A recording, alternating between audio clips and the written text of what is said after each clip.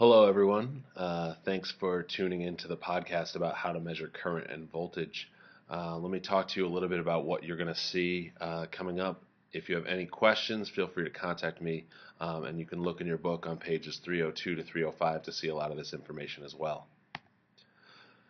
After going through this podcast, you should be able to describe what current and voltage are. You should actually be able to do that already, but we'll spend a little bit of time reviewing. Explain what a battery does in a circuit, and we'll talk a little bit about how a battery maybe relates to how water flows as well. So what's the analogy for a battery when we talk about water flow? And finally, and most importantly, how do we actually measure current and voltage in a circuit? So you should have gotten a taste of this in class, but let's see if we can put some words and some pictures to what you already know how to do by hand. So let's talk a little bit about what current and voltage are and come back to that analogy with water. So when we're talking about current, we're talking about how much charge, so in this case it means how many electrons are carried in a circuit. So how many are going by. You've seen this image before where electrons are pushing the ones in front of them, which are pushing the ones in front of them, and so on.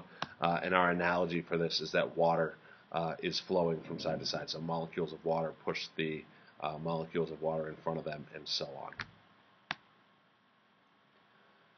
In a circuit, when we talk about current, we talk about current going from positive to negative, so from the positive side of the battery to the negative side of the battery. It shouldn't matter which way the battery is facing, as long as it's a circuit and all the batteries are facing the same direction. It's important to note that the current flowing into any part of the circuit has to be the same as the current flowing out of any part of the circuit. And remember that we're talking about individual electrons. So the current that flows into the light bulb over here has to be the same amount as the current that flows out of the light bulb over here, because we're talking about the amount of electrons that go into and out of the light bulb. And because we're talking about physical things like electrons, they can't be in more than one place at a time. And so we should see those electrons push each other forward.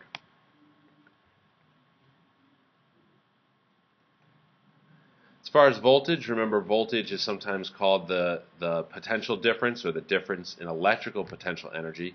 So how much energy does each piece of charge get?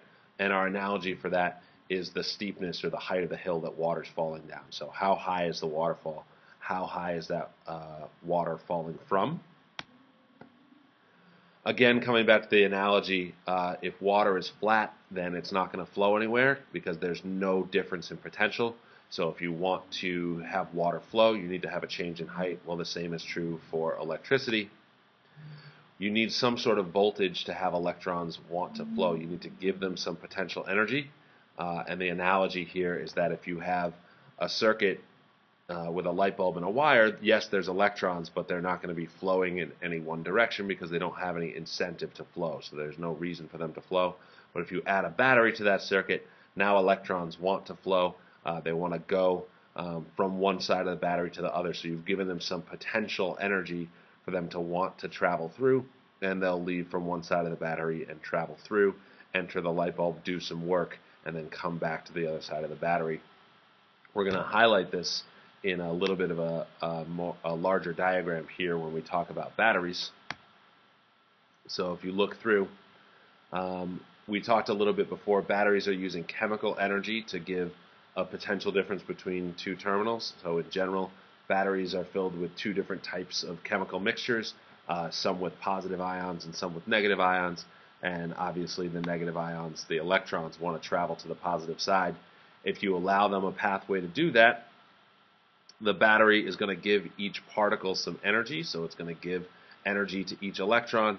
And as the electrons have energy, they're pushed forward and they can do some work when we put something in the circuit that has some resistance. So something like a light bulb, or if you think on a larger scale, speakers or a toaster. And then they're out of energy at that point. They're still electrons, but they're pushed forward back to the battery, and the battery will recycle them, give them more electrons. Give those electrons more energy, and repeat the cycle. So the electrons continue to cycle through. The battery is what gives them energy, and you can see, we have a little bit of our analogy in here where the energy inside the battery is potential energy. They're drawing it here as height. So the electrons are gaining potential energy, and then they march from the energy side of the battery to the non-energy side.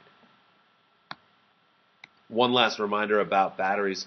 Batteries are more like a pump, if you think about for current. So batteries are giving water extra energy. They're raising water up to a higher height, or in this case, electrons to a higher height. They're giving them more potential energy.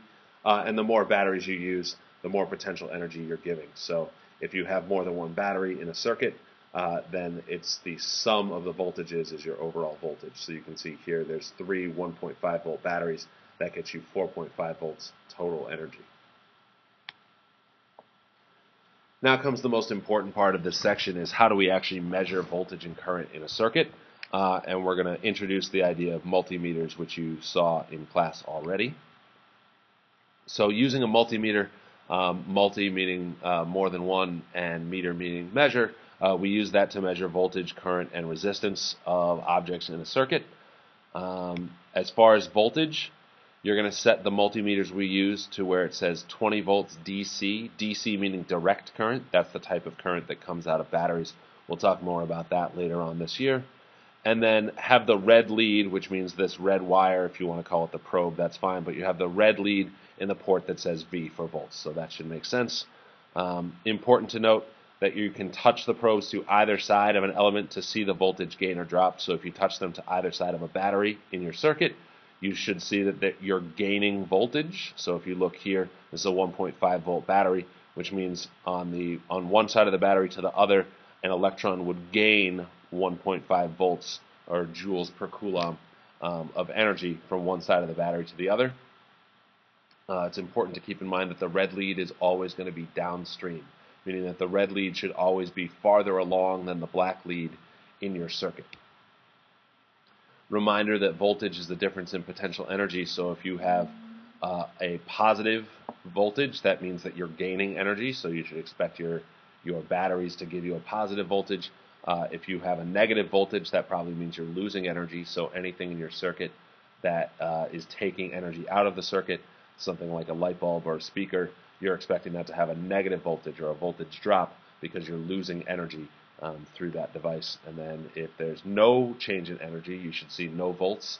And you see that here from one part of the negative battery to the other part of the negative side of the battery. There's no change in voltage. There's no change in height. So if you can think about voltage is the difference in potential energy of charge. And if you want to think about that in terms of gravitational potential energy, that would be asking about the change in height of objects that were on the same shelf or on the same table.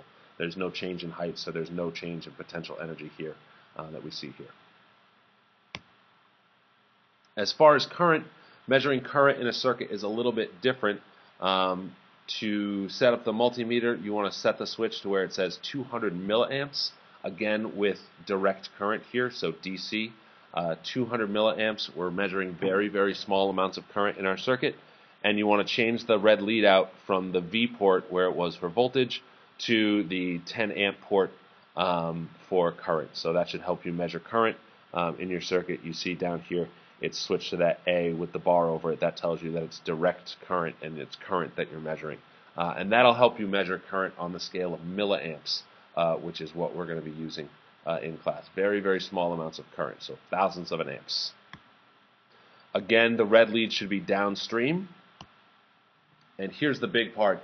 You have to run your circuit through the multimeter. So you can't just touch the probes on one side of the battery or the other, or one side of the light bulb or the other. You can't just reach in and touch. You actually have to take your circuit apart and run the circuit through the multimeter instead of just touching on either side, because it's actually counting how many electrons go by. And if you only touch on either side, some electrons will go into the multimeter, but not all of them. So you actually have to force the circuit to go through your multimeter so it counts each electron that goes by. And that's how you measure current in a circuit. So at this point, you should be really comfortable describing what current and voltage are, both in terms of electricity and also in terms of the analogies using water. Similarly, you should explain what a battery does in a circuit, including if there's multiple batteries, what do batteries do for electrons in the circuit, and what's the analogy to water. And then finally, and most importantly, you should be able to measure current and measure voltage in a circuit If you're confused about any of those things or can't do them, then you definitely should watch the movie again. I suggest watching it at least 2 times. If you have any questions, please email me. Have a good day.